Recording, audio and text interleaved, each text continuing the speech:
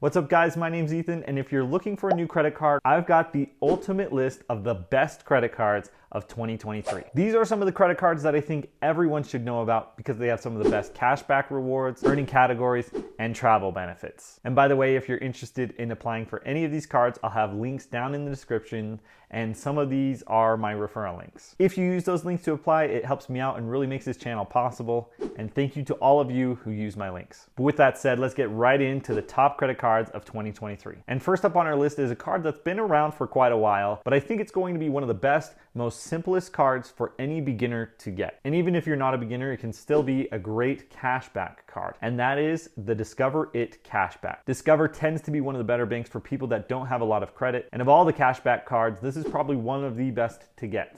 And the reason is this card earns 5% on rotating quarterly categories, on up to $1,500 in spend per quarter. The categories always change each quarter, but right now the categories are gas stations and digital wallets, and it pretty frequently changes to things like Amazon, grocery stores, entertainment, and others. Besides the quarterly earning categories, you're gonna earn just 1% back on everything else. The card also comes with an unlimited cashback bonus in the first year, meaning all of the cashback you earn in the first year will be doubled, and you'll essentially be earning 10% in your first year, which is totally incredible for a cashback card. And since this card has no annual fee, as long as you're paying it on time and in full every month, it won't be hard to get a ton of value from this card. Moving on to the next card on our list, this is going to be a card that gets you a lot of premium travel benefits with a really low effective annual fee. And that is going to be the Capital One Venture X. This card has had a lot of attention since it came out, and for pretty good reason. If you use it right, this card can basically pay you to hold it because the credits that it gives you are more than the cost of the annual fee. But I will say this is mostly for people who travel or want to travel more. And if you don't travel more than once a year, this card might be a skip for you. Starting off with the welcome bonus, you're going to 75,000 Capital One miles after spending $4,000 in the first 3 months. This is a pretty good bonus, and that 75,000 miles,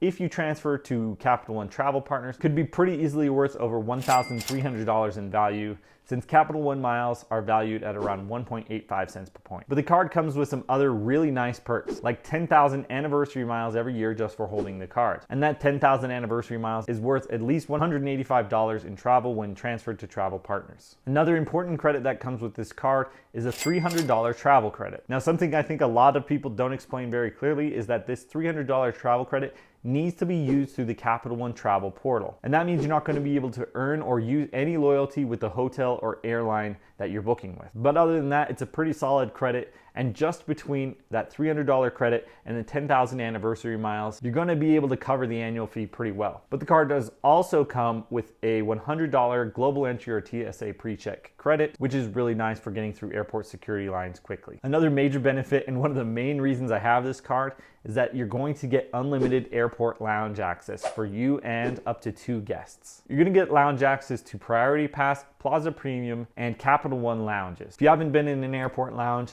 you're going to usually get free meals and have a really nice place to sit, and sometimes they even have showers in the airport. And overall, it makes the airport experience much nicer, and it saves me a ton of money not having to spend at the expensive restaurants in airports. But one feature that's totally broken with this card is that you can add authorized users for $0, and your authorized users also get this lounge access benefit, which means anybody that you add as an authorized user gets free airport lounge access for them and up to 2 guests. If you're traveling with a family or a group of people, this card just makes a lot of sense. The earning categories on this card are pretty simple. You're going to earn 10x back on hotels and car rentals that are booked through Capital One Travel, 5x on flights booked through Capital One Travel, and 2x on everything else. And with this card, you're going to get a few other nice benefits like Hertz President's Circle status, access to the Capital One Premier Collection, and some benefits with Capital One Dining and Capital One Entertainment. Now, the annual fee on this card is $395, so it's not for everyone, but if you're already traveling and spending some money on travel and you're willing to do that through the travel portal, you're going to get a $300 travel credit, and the 10,000 anniversary miles and $100 global entry and TSA pre-check credit pretty easily cover this annual fee.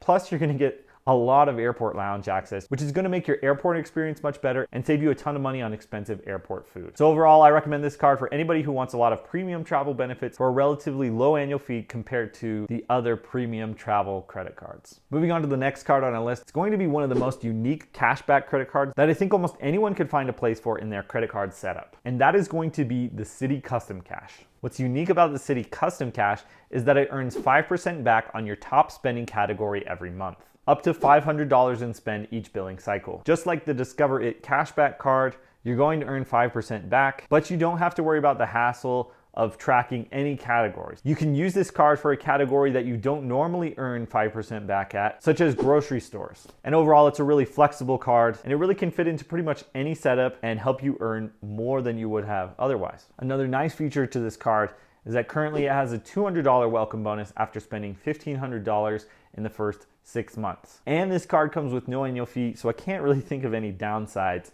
to getting this card. Besides earning 5% on your top earning category, you're going to earn 1% on everything else. So I do recommend using this card for just one earning category and using a different credit card with a better spend category for everything else. If you also have the Citi Premier, which is a travel credit card from Citibank, you can convert the cash back you earn from this card to Citi Thank You points, which are generally valued at about 1.8 cents per point. So on top of being a nice cashback card, this can also fit nicely in a travel setup as well. Moving on to our next credit card, and this is going to be one of the best travel credit cards you can get, and that is the Chase Sapphire Preferred. The Sapphire Preferred hits so many sweet spots when it comes to a good travel credit card. And for most people, I think it's going to be the best travel credit card you can get for such a low annual fee. It's a perfect card for beginners, but even people who are really advanced in the credit card travel points and miles game can still get a ton of value from having the Sapphire Preferred. And because of its place in the Chase ecosystems, I think this is one of the best credit cards that you can get. The welcome bonus on this card is currently 60,000 Chase Ultimate Rewards points after $4,000 of spend in the first 3 months. Using that for cashback, that's going to be a quick $600. But one of the best features of this card is that it allows you to transfer your points to Chase travel partners, and that generally gets you around 2 cents per point. Meaning I think that welcome bonus is worth about $1,200 in value. This card also allows you to redeem your Chase Ultimate Rewards points for 1.25 cents through the Chase travel portal. But I think the main feature that makes this card valuable is that you get access to Chase's travel partners. For example, I recently transferred 90,000 Chase Ultimate Rewards points to one of Chase's hotel partners, the World of Hyatt, for an insane redemption of about 7 cents per point. So the welcome bonus alone on this card can be really, really valuable. Moving on to some of the earning categories on this card, you're going to earn 2x on travel, 3x on dining, online grocery, and select streaming, and 1x on everything else. The card also comes with a $50 statement credit every year for hotel purchases through the Chase travel portal. But I've found that this credit is really inconvenient to use, and I'd usually rather book directly with the hotel so I can use and earn loyalty with that hotel. So it's not my favorite credit, but it is still there for those who can use it. Now, for all the value this card has to offer, it comes with just a $95 annual fee, which compared to a lot of other travel credit cards is pretty low. And if you want to enter the world of transferring your points to travel partners, this is going to be the most ideal card I recommend people start out with. One last feature that I think is really solid on this card is that it comes with primary collision damage waiver and a ton of other travel protections and insurances. Now, like all Chase credit cards, this card is subject to the Chase 524 rule, which says you can't get approved for this card if you've been approved for more than 5 cards in the last 24 months. So I would recommend, if you're interested in travel or think you might be in the long run, I'd recommend picking up this card before getting a lot of other credit cards. Moving on to the next card on the list, going to be one of the best catch-all credit cards out there, and that is the Citi Double Cash. This card is perfect for pretty much any cashback setup, and the earning category is really simple. You're going to earn 1% back for everything you spend on and 1% back every time you pay. So essentially you earn 2% back on everything. So most credit cards are going to have a really high earning category in one area and a really low earning category on everything else. So a card like this is perfect to use for those other purchases that you'd normally earn really low rewards, and that's why we call it the perfect catch-all credit card. Just like many other cashback credit cards, the card comes with no annual fee, but one downside is that this card usually does not have a welcome bonus. And if you don't know already, plenty of other credit cards have really nice welcome bonuses that outweigh the value you'd earn in cashback by far. But Citi does occasionally have a welcome bonus for this card, and if you see that pop up, it might be the best time to grab the Citi Double Cash. One last feature that makes this card nice is that you can also pair it with the Citi Premier. And any cashback you earn on this card can be converted to Citi Thank You points, which can be transferred to Citi travel partners, usually for around 1.8 cents per point, giving you a lot more value for your points and essentially doubling the value you get from this card. All right, next up on this list is going to be one of my favorite rotating quarterly category cards, and that is going to be the Freedom Flex. Now, just like the Discover It Cashback, This card earns 5% back on rotating categories every quarter. But this card also usually comes with a really nice welcome bonus as well as some other nice earning categories on top of that. Plus, since this card is part of the Chase ecosystem, if you also have the Sapphire Preferred, your points can take on a lot more value. So looking at the earning categories, again, you're going to earn 5% back on certain categories each quarter. Usually this is things like gas, groceries, home improvement, Amazon, PayPal, and sometimes Walmart. But on top of that, you're going to earn 3x back on dining and drugstore purchases, and 1x on everything else. So unlike most cards that earn either 5% or 1%, you're going to have a nice sweet spot when it comes to dining and drugstores. But it does get even better. Currently, there's a nice welcome bonus of $200 after just $500 of spend in the first 3 months, which by itself is a 40% return on spend. But right now, there's also a bonus of 5% back on gas and groceries on up to $12,000 of spend in the first year, which means if you got this card right now, on top of the 5% back you earn on gas stations, you'll earn another 5% for that first year bonus. Because of the way Chase runs their point system, it actually only ends up being 9%, but yeah, it's still a pretty good deal. Plus you're earning the $200 welcome bonus. So right now, this is probably one of the best cards I would pick up. And like I mentioned before, if you have the Chase Sapphire Preferred, you can use the earnings from this card as Chase Ultimate Rewards, and transferring those to travel partners can easily get you 2 cents per point. But I've been able to get plenty more value from them, like I did just this last week when I got 7 cents per point by transferring them to the World of Hyatt. This card is subject to the 524 rule, so I do recommend you pick it up sooner than some of these other cards. And if you've already been approved for more than 5 cards in the last 24 months, chances are you're not going to be able to get this card. But if you can apply for it, it is one of my top recommendations right now. And again, links are in the description if you'd like to apply for any of these cards. The next card on our list is going to be perfect if you spend a lot of money on food or grocery stores, and if you regularly spend money on Uber, Grubhub, the Cheesecake Factory, Goldbelly, or Wine.com, then this card is probably going to be a no-brainer for you. And that is the American Express Gold Card. Now this card does come with a higher annual fee, but it has some really nice credits as well. And if you could take advantage of them, they'll pretty easily pay for the annual fee. And the earning categories are really solid. So the card earns 4x on restaurants and US supermarkets and 1x on everything else. But you're going to get $120 in Uber credits every year in the form of a $10 statement credit every month you spend on Uber. And you're also going to get a $120 dining credit, also in the form of a $10 statement credit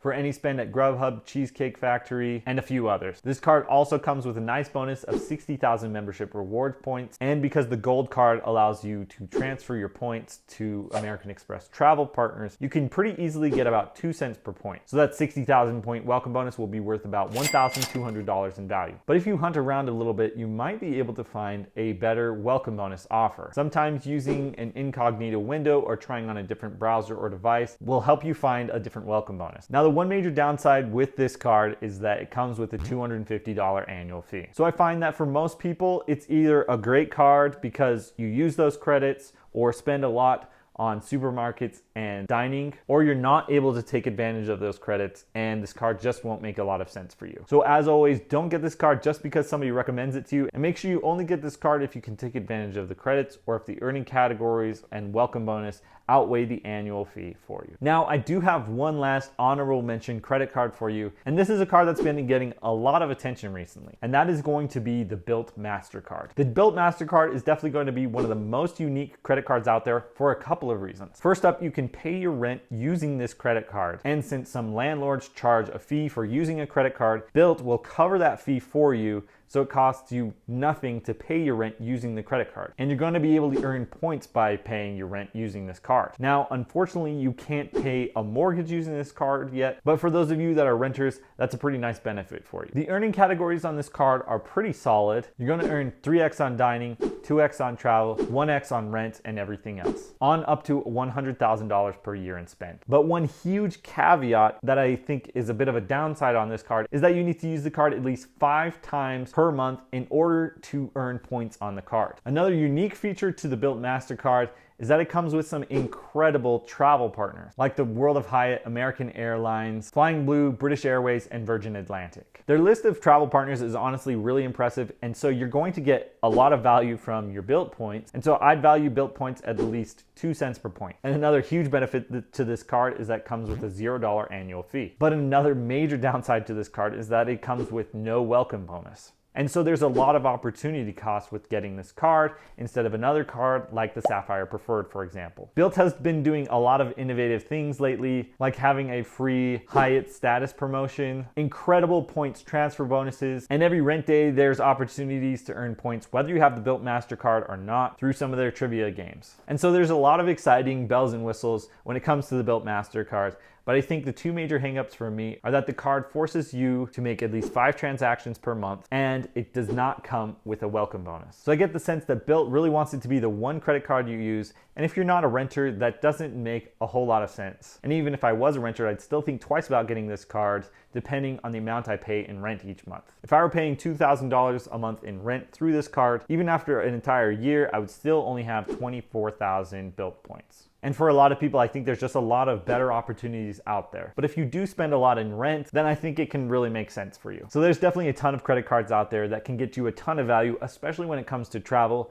And if you want a roadmap and a guide on how to get started using credit card points for travel, check out my video here. If you have any questions, please put them in the comments below. Thanks for watching, guys, and I'll see you next time.